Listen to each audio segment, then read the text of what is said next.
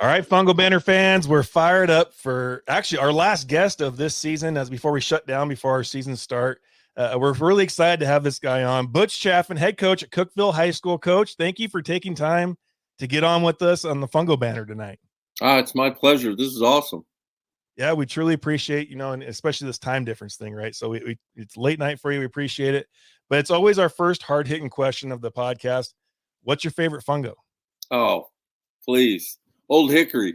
It's going to be Old Hickory. Old Hickory is run by a guy named Travis Copley, who played at the University of Tennessee a million years ago. And I can remember him as a player, working camp, and stuff like that. And we kind of built up a little relationship. And now he runs Old Hickory, and he's been so good coaches in Tennessee, and they sponsor pretty much every event we do, and it's quality bat too. So That this has been a season of first. That was our first Old Hickory reference, so we'll put that on the list of the checkerboard of everything. So, well, as always, we always like to know what the path of our coaches that we have on. Where did you start in the very beginning to lead you to where you are now?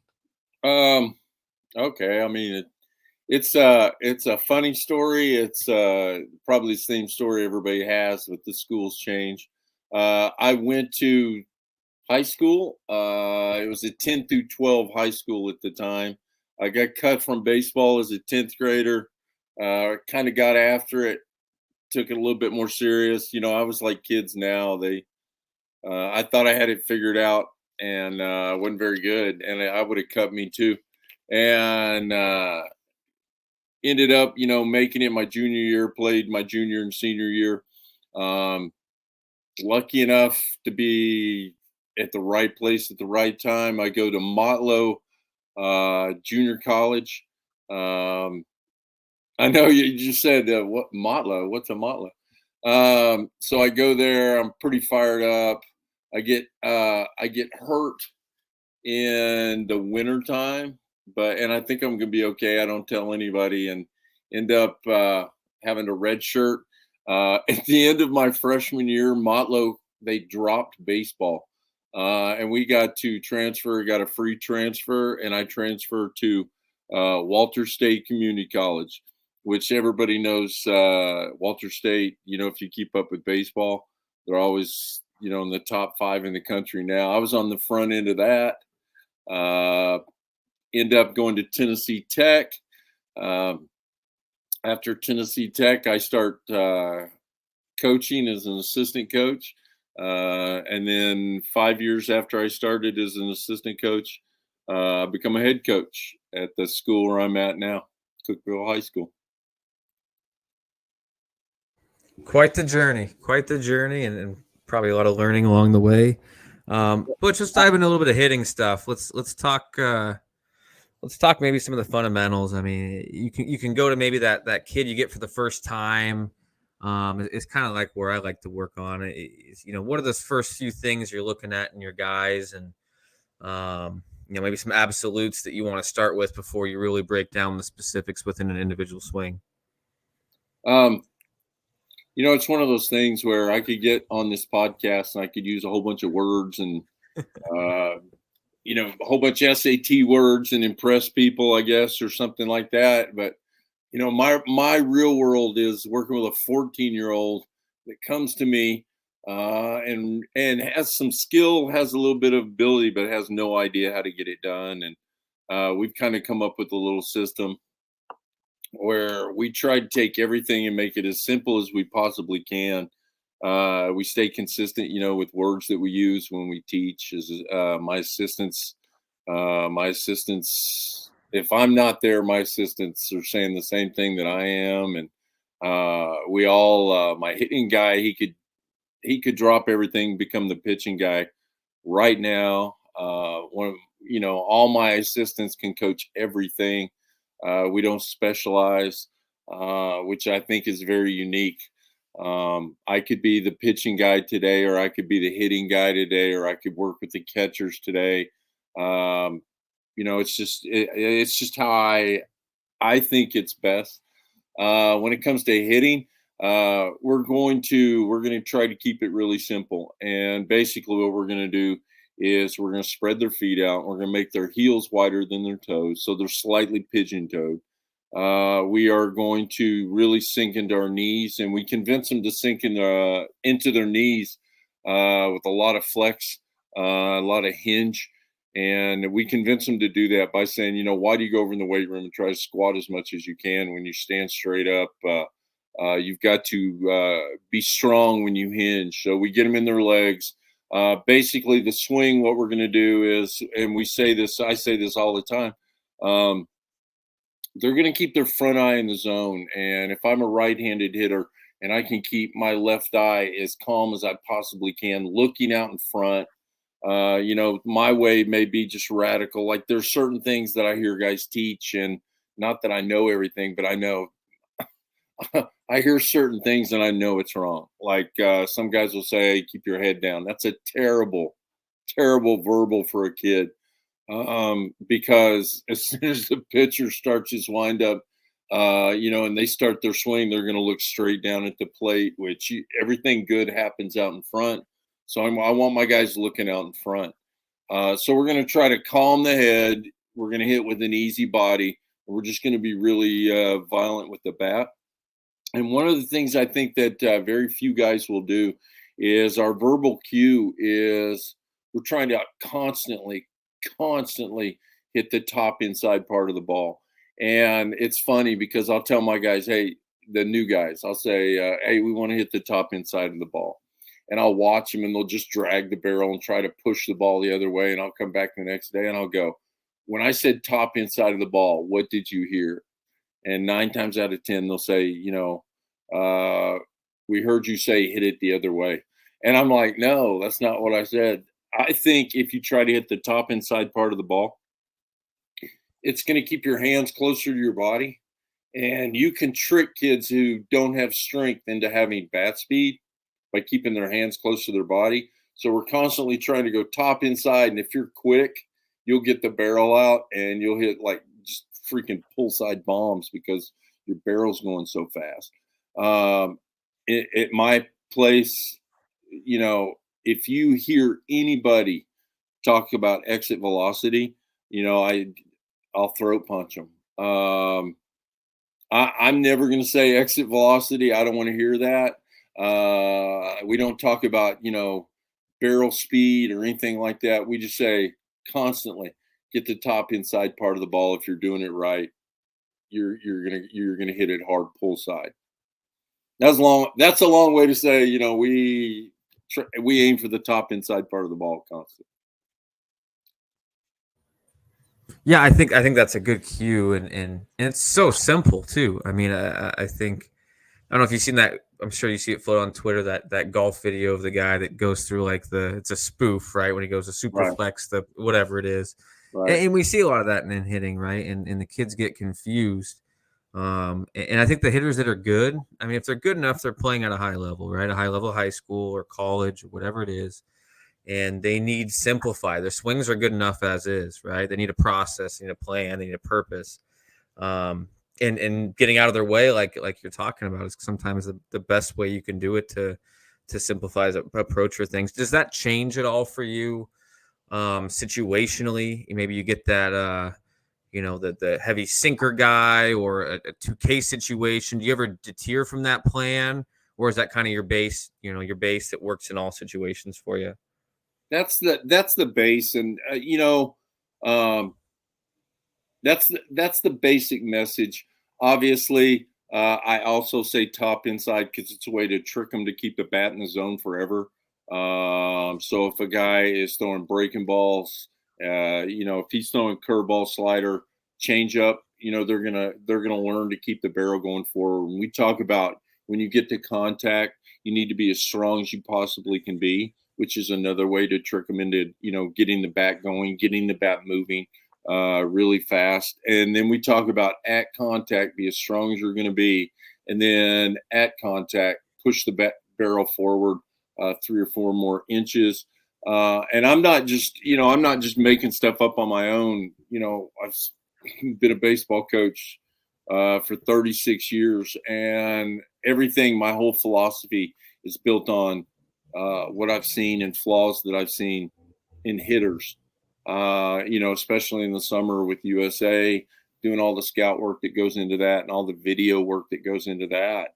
I kind of fell into a philosophy that, I watch kids and I go, that is not going to work. That kid, and there are exceptions to every rule, obviously, but there's a common denominator between good hitters and how they get it done. And, we have tried to make it super simple, to the point that our whole philosophy fits on a piece of poster board that I've got taped up on one of the walls. So we've got like poster board taped on the wall with different things. And, again, it sounds really simple. I don't want my guys getting around balls, getting outside of balls. The worst possible, I think the worst possible thing, good hitters don't hit pull side ground balls in a batting cage. They just don't. And, I know a lot of guys were like, oh, well, my guy, if you're a hitter and you get fooled so bad that you get around a ball in a batting cage and hit it on the ground to your pull side, you're not a very good hitter. And my guys know that, and they'll do it. And I just they don't even want to make eye contact with me because they know exactly what I'm thinking. But the highest exit velocity or what? Pull side ground balls. Exactly. And that's why we don't need an exit velocity, right? Exactly. Coach, I want to ask, how important is some of the technology? I know not all of it is positive, and there's some things that I think they're good attributes, but for you guys at Cookeville, how much do you really use? Do you guys focus more on video aspect? Do you guys do blast motion? What do you guys find that it's helpful? And actually being part of that, you working with USA Baseball, how much of that, from your experience in coaching with them, do you implement into your own program with your hitting? We use it. We film everything, and I'm a big believer in film, just to build a library for someone. My seniors have a ton of film from their freshman year, their sophomore year, their junior year. In the fall, we've got a ton of film, and they each build a library, and just so they can compare, so they can see. We use it as a teaching point, nonstop. And I make fun. We don't talk about exit velocity, but we'll measure because I would be a dinosaur if I said, don't use technology. I think technology is an unbelievable training aid. I think it's a great measuring stick, but just like everything else, it's not everything. And, I've got a really good friend who is a scouting director for a big league team. And, he said he walked into a meeting a couple of years ago in spring training, and it was a pitching meeting. They were going to talk about their top 10 pitching prospects. And he walked in the meeting. There were 34 guys in the meeting. And he kind of looked at an assistant general manager and he's like, who are these guys? And he said, these are all our pitching coaches. You got pitching coaches and assistant pitching coaches. And he just looked at him and he goes, I guess it's true. If you can't evaluate, you have to measure, which is funny if you think about that. But we're going to measure stuff, but it's not going to be our only thing. Now with USA, I love it because it helps me. It helps me separate. It's a separator, but again, it does not tell. I've seen guys throwing 85 miles an hour with unbelievable, vertical and horizontal break. And then I've seen guys throwing, 94 miles an hour, that it was straight as a string, which it doesn't tell you the whole story. If I said 94 on the corners, down on the knees, P's on the knees, if you will, or that 85 with a little bit of movement, you're going to take the 94. You're going to take the bat breaker because you're watching it and you're hearing it, So, I think with USA we have everything. We have the TrackMan and Yacker. We got Rapsodo. We got everything, and we have full-time employees and interns that at the end of every day they'll hand you, a stack of papers, and I love it. I love looking through it. But again, I think it's a great supplement, but I don't think it can tell the whole story. Coach, when you guys get into the video side of things, and I'm with you because sometimes that might be what the kids just not understanding what we're saying, but yet we can physically show them what we're doing. I mean, when it gets to that point, and sometimes there's kids like, I need to see the video. Well, I think you just need to keep hitting. I mean, how much is too much when you're teaching high school kids in this, and just using that as a tool to not to hinder them, but to help them out in the long run? I bet I've said 100 times to players in the hallway, "Hey, did you watch your video? Hey, did you watch your video?" And they'll go, my guys will go, "Yes, sir, I saw it." I mean, we don't have to discuss it. They see it, but I think video, like you said, some kids, I'm amazed that some kids have never seen themselves on video, and then we take the video and they're like, "Am I really doing that? I'm not feeling that." And then they become more aware. You can point things out. It's video's like a weight room. You can't fool it. It is what it is. And once they see it, again, I'm amazed how many times they've really never dialed in. Every player nowadays has their mom operating a phone from the top row of the bleachers, but they don't get the angles we give them and can't break it down like we do. So they've really never taken a good hard look at themselves on video. Now, like when you advise with them, some people have different opinions on this. Do you want them looking at bad swings, good swings, combination of both? Do you think that the teaching process works better from the positive or the negative? You talk about having 4 years worth of film. If your senior's struggling, are you going to go back to his freshman, sophomore year when he was raking and try to bring back some of that stuff, right? Or are you breaking down, the negatives of what he's doing in the current moment more often? Maybe not necessarily going back and getting stuff, but I like it because they can see their growth as a hitter. They can see how their body changes. And we use the blast motion sensor, and you couple it up with that film. And I really like blast motion. I think, again, I like the blast motion because you can see the bat path. You can see literally a drawing of the bat path.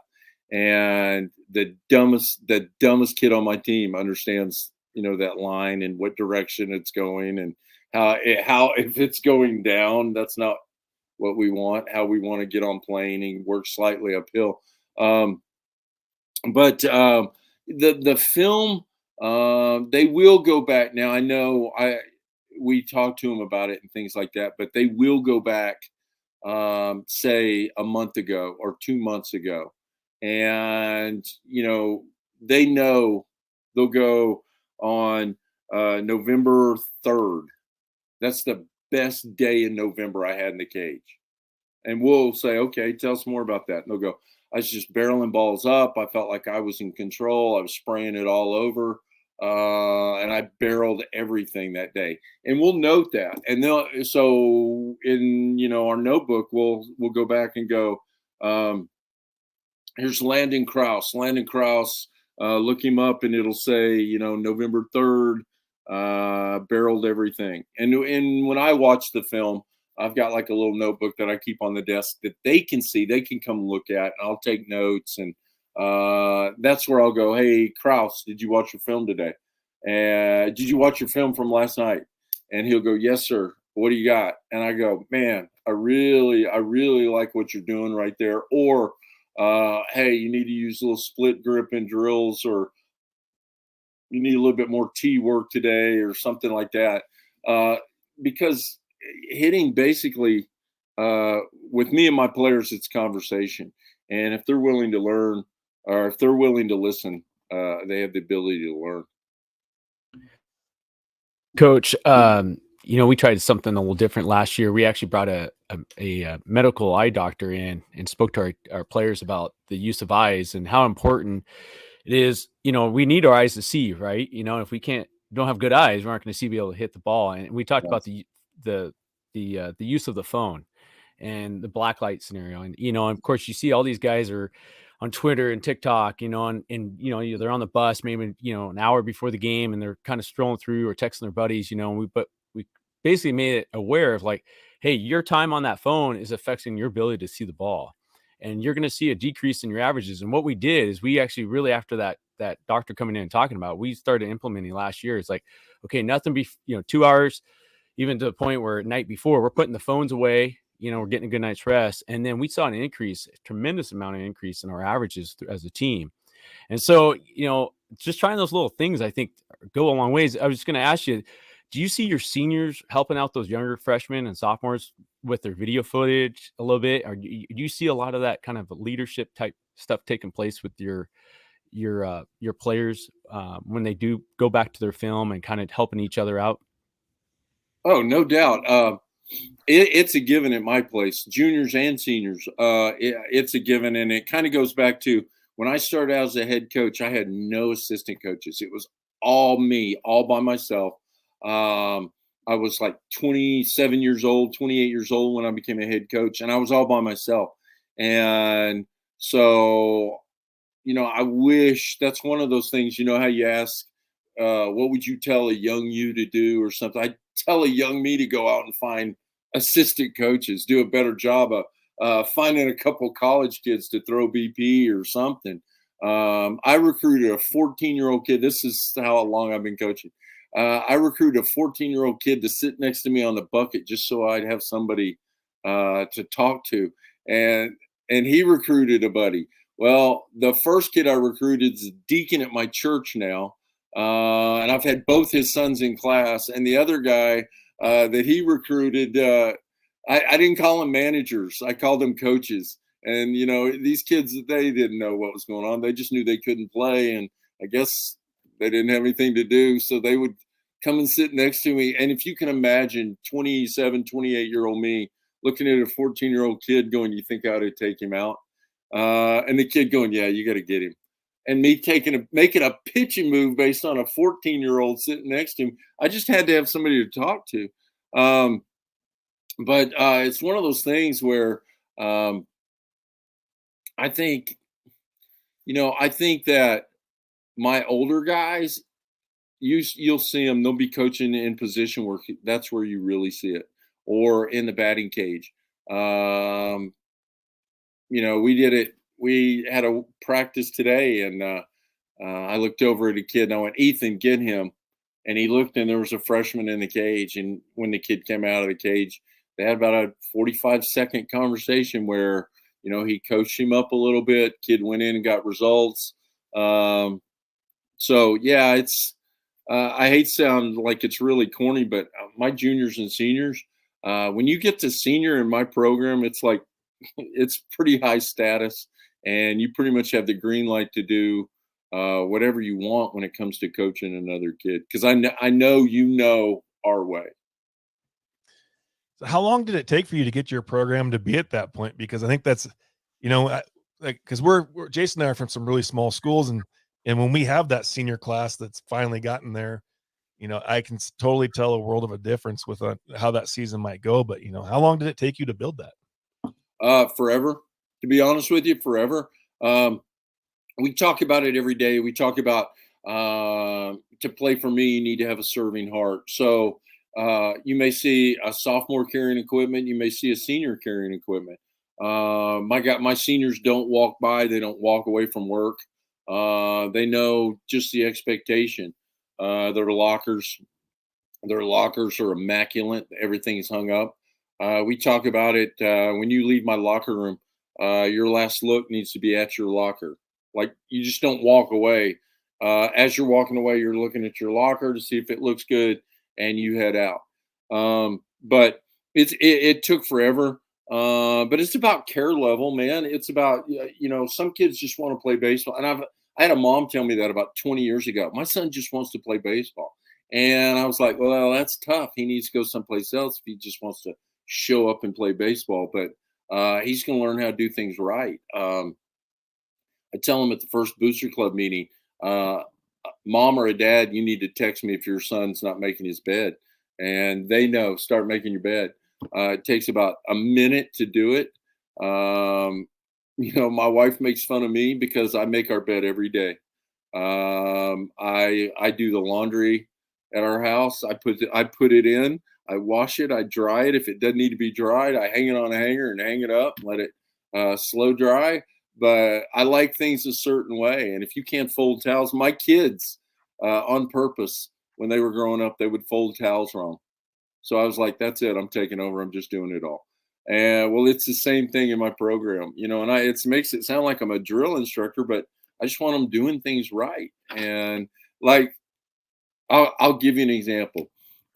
Which way would you rather practice? Would you rather have like a 3-hour practice where everybody walks around, you don't move around, nothing's getting really done, and you just waste 3 hours? Or would you rather have a practice that takes about an hour and a half? Because when you transition, everybody's moving, everybody's jogging to their spot, everybody knows what to do. I'll use a whistle to change, drill work or whatever it is. And it's just how we do it. We try to practice fast. We try to pay attention to details and take care of the little things. It's just how we do it.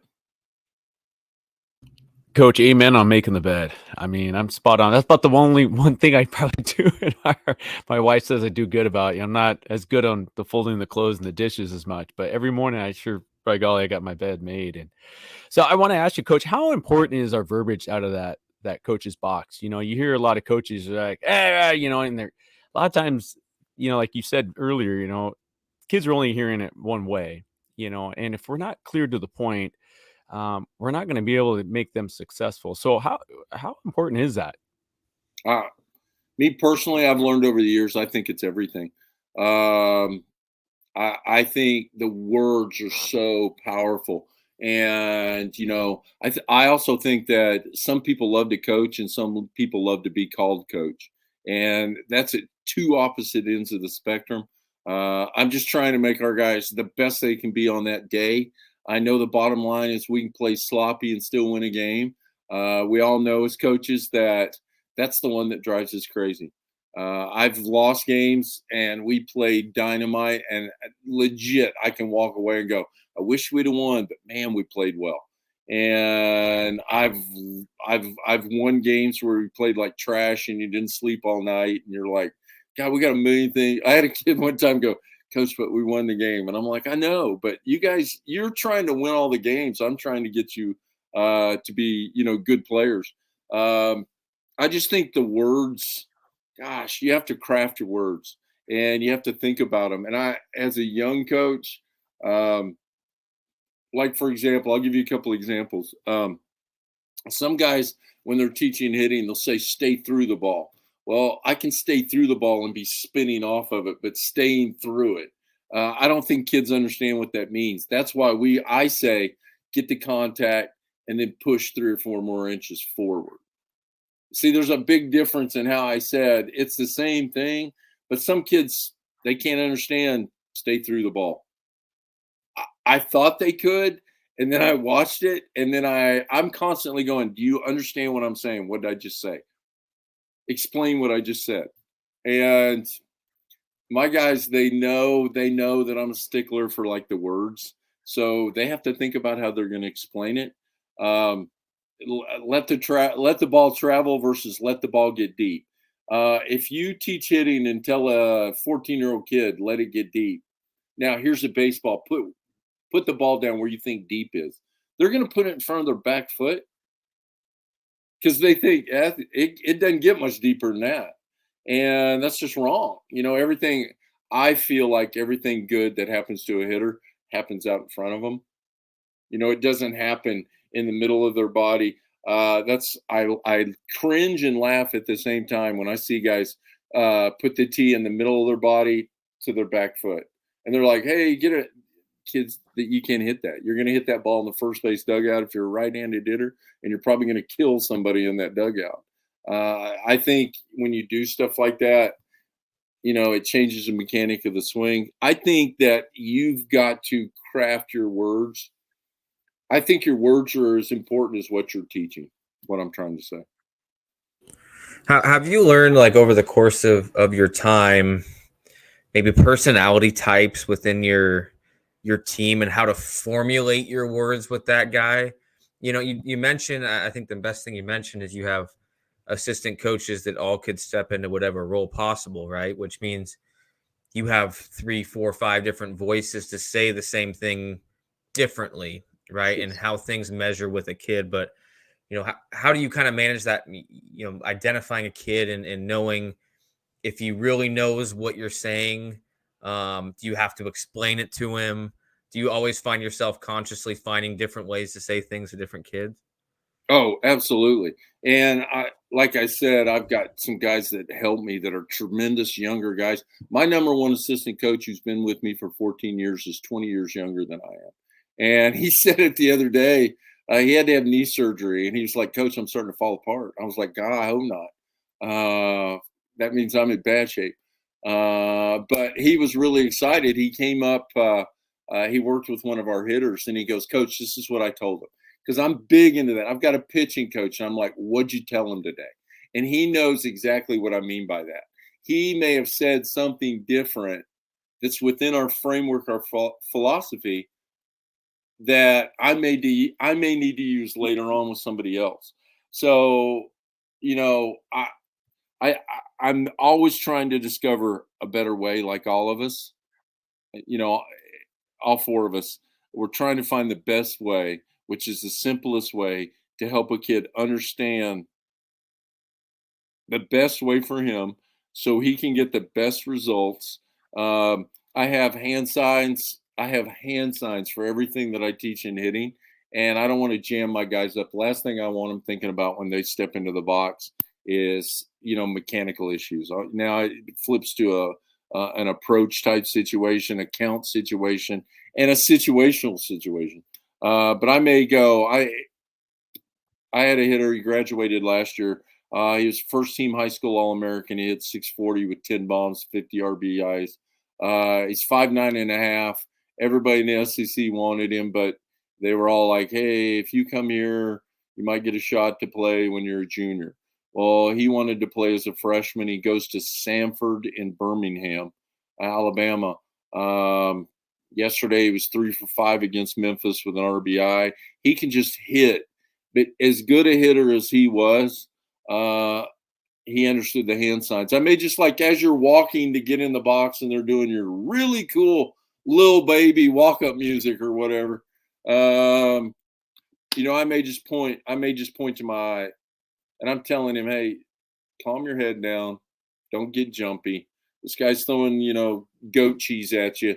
You got to be calm, because the harder he's throwing, the calmer we want to be." I may just go like that to remind him, "Hey, keep your front eye in the zone."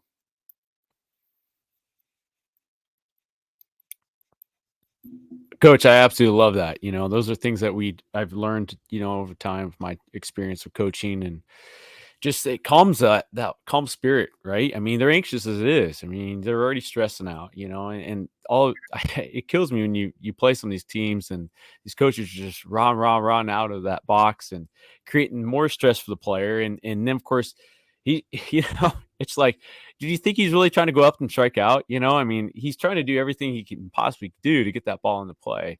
And so it's reassuring, you know, that I'm not the only one doing that, you know, and knowing that that's out there.